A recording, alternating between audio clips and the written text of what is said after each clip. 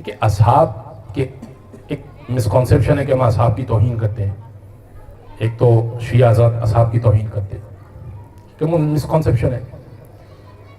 دیکھیے اصحاب رسول کا ہم ذکر ہی نہیں کرتے, ہم ذکر ہی نہیں کرتے. اب کوئی اتنی بات کاٹ کے کلپ بنا دے تو میرے لیے مشکل ہو جائے گی, آگے وضاحت ہے.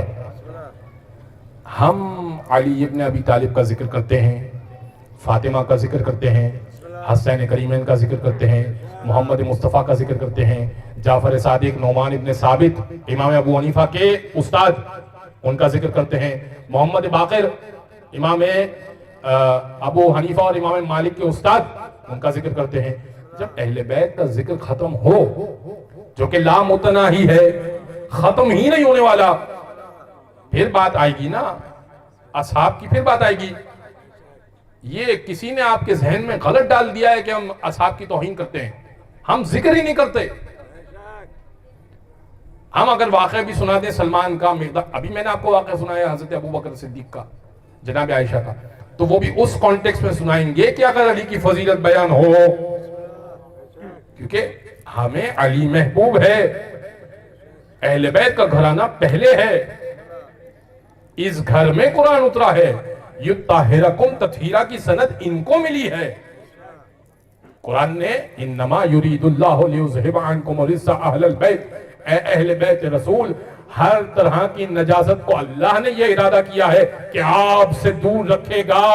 یہ سند کس کو ملی ہے؟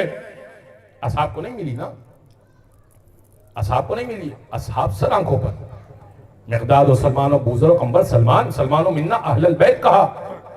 رسول گرامی نے کیا کہا؟ سلمان و منا اہل البیت, سلمان ہم اہل بیت میں سے ہیں. سلمان فارسی تک کا تذکرہ پورے شرح میں نے نہیں کیا. کیوں؟